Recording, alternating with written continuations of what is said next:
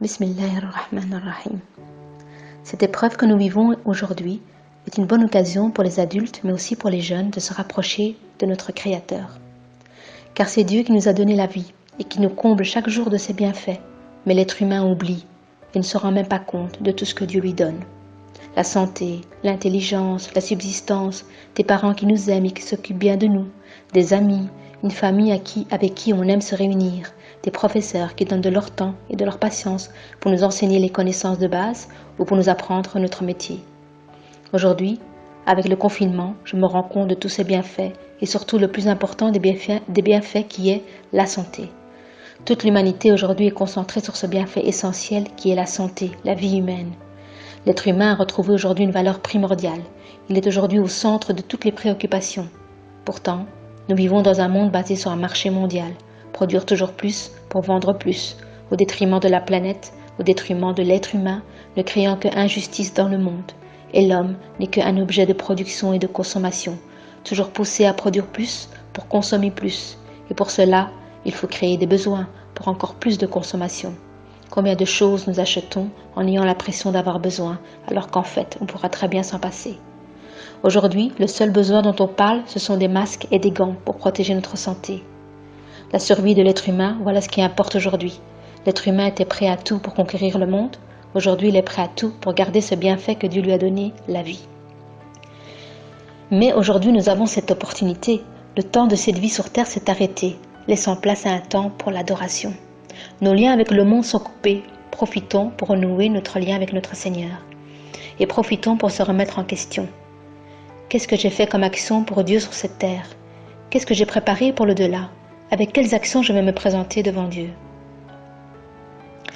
Mais pour arriver à me rapprocher de Dieu, je vais devoir ajouter des actes surérogatoires. C'est-à-dire que je vais faire des prières obligatoires, mais aussi des prières surérogatoires. Je vais aussi lire le Coran, car ce sont les paroles de Dieu. Et quand tu lis le Coran, tu es en communication avec Dieu, tu es proche de lui. Et il y a un hadith où le prophète sallam a dit « Lisez le Coran, car il viendra le jour de la résurrection en intercesseur pour les siens. » On va aussi dire des invocations, très important en ce moment, car on se sent faible, donc on est dans une bonne position pour invoquer Dieu, mais aussi pour prendre l'habitude dans notre vie de tous les jours de toujours demander à Dieu quand on est dans le besoin.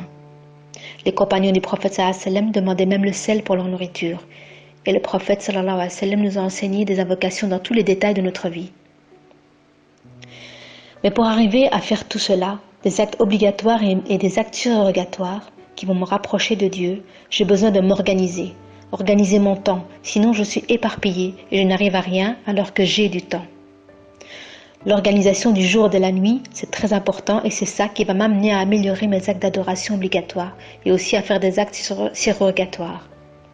Et Dieu dit dans un hadith qudsi, il n'y a pas une chose par laquelle mon adorateur se rapproche de moi plus aimé de moi que ce que je lui ai prescrit comme obligation. Et mon adorateur ne cesse de se rapprocher de moi par les pratiques surérogatoires jusqu'à ce que je l'aime. Et lorsque je l'aime, je suis son ouïe par laquelle il entend, sa vue par laquelle il voit, sa main avec laquelle il saisit et son pied par lequel il marche. Cela implique que celui qui s'efforce et lutte pour se rapprocher d'Allah en exécutant ses obligations et en accomplissant les actes surérogatoires, Allah se rapprochera de lui, le soutiendra dans ce qu'il fera, ses faits et ses gestes. Il est important aussi dans ce moment de confinement de faire des bonnes actions, en prenant des nouvelles de nos proches, de nos voisins, de nos amis, même les non-musulmans, car ce sont des créatures de Dieu. Et beaucoup d'entre eux sont aussi en questionnement par rapport à ce qui se passe. Nous devons être ouverts au monde et faire des invocations pour toute l'humanité.